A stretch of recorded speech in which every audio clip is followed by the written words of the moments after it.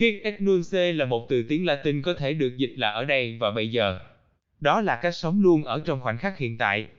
Chấp nhận con người và cá tính của mình, không hòa theo đám đông. Trong thế giới loài người, chúng ta gọi người này là kẻ cô độc, một người đi theo con đường của riêng mình. Tôi đã gọi kênh này là Hồ Nhật Hic et nunc bởi vì bằng cách nào đó, tôi đã dành phần lớn cuộc đời mình trong sự cô độc. Đôi khi tôi bị ép buộc, nhưng khi đến tuổi trưởng thành, tôi thường cố tình chọn cách ở một mình.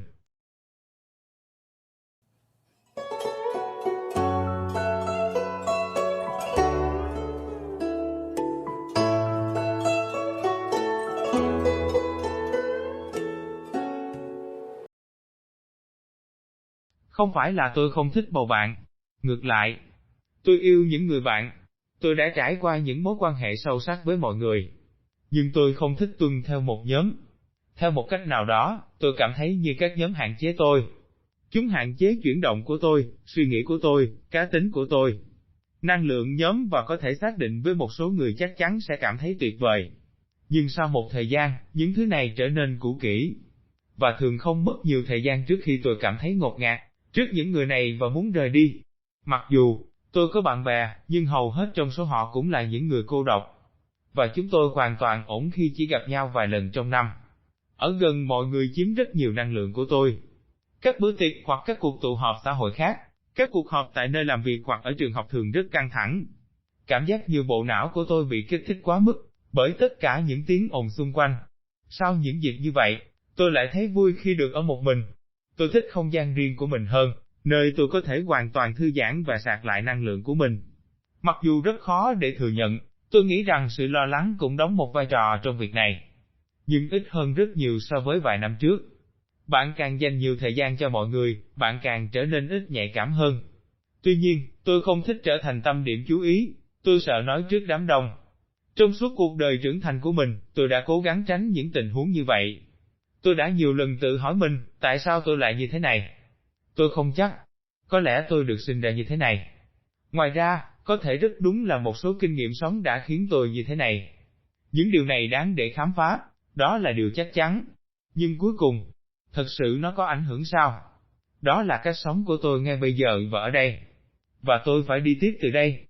Vì vậy, khi bạn là một người cô đơn, bạn nên sống cuộc sống của mình như thế nào? Bạn có nên ép mình hòa vào tập thể hơn không? Hay bạn nên nắm lấy cá tính của bạn? Bạn có nên ép mình vào các tình huống xã hội? Hay bạn nên sống như một ẩn sĩ? Tôi tin rằng câu trả lời nằm đâu đó ở giữa. Không có con người là một hòn đảo. Theo nhiều cách, chúng ta được kết nối sâu sắc với thế giới. Chúng ta là một phần của hệ sinh thái của nó. Vì vậy, ý tưởng cắt đứt bản thân khỏi thế giới là điều vô lý, bởi vì bạn sẽ không bao giờ bị cắt đứt hoàn toàn. Tất nhiên, trừ khi bạn bị bắn vào không gian và chết ở đâu đó, trong vành ngoài của hệ mặt trời của chúng ta. Một mình. Một sự tồn tại như vậy, có thể là giấc mơ ước ác của một ẩn sĩ nào đó, nhưng nó chắc chắn không phải của tôi. Nó giống một cơn ác mộng hơn. Cái khác, những ký ức tuyệt vời nhất mà tôi có luôn chứa đựng những người khác. Đó có thể là một mối quan hệ sâu sắc và có ý nghĩa với một người. Hoặc niềm vui mà tôi đã trải qua trong một nhóm như nhóm bạn bè hoặc đồng nghiệp. Điều đó khá kỳ lạ đối với một người thích sự cô độc, phải không? Vậy điều này nói lên điều gì? Tôi nghĩ nó nói rằng những người thích sự cô độc thường có quan điểm nghịch lý này. Trong cuộc sống, họ cảm thấy tốt hơn khi ở một mình nhưng đồng thời, cũng khao khát được kết nối với những người khác. Một số tình huống dù tốt hay xấu, đều có tác động sâu sắc đến mức tôi cần một khoảng thời gian ở một mình, để xử lý chúng hoàn toàn. Tôi cũng có thể sống trong những kỷ niệm trong một thời gian dài. Có vẻ như quá trình tiêu hóa của tôi không thể theo kịp các kích thích mà tôi được cho ăn. Vì vậy, nó cần nghỉ ngơi. Tôi nghĩ thật đáng kinh ngạc khi một số người có thể cứ tiếp tục trong bối cảnh nhóm, và thực sự nhận được năng lượng từ họ. Họ dường như phát triển mạnh trong những tình huống đó. Mặt khác, tôi thương hại những người không thể ở một mình. Tại sao họ cần một người khác 24/7? Tôi không hiểu lắm về điều đó. Nhưng thế này, có lẽ tôi là người kỳ lạ.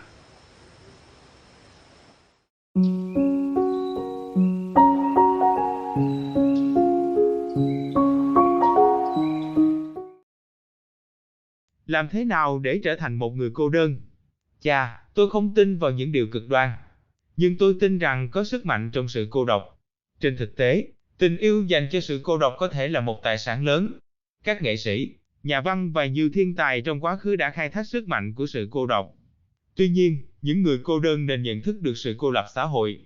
Và đó là lý do tại sao tôi tin vào việc tìm kiếm sự cân bằng lành mạnh giữa sự cô đơn và sự tham gia vào thế giới.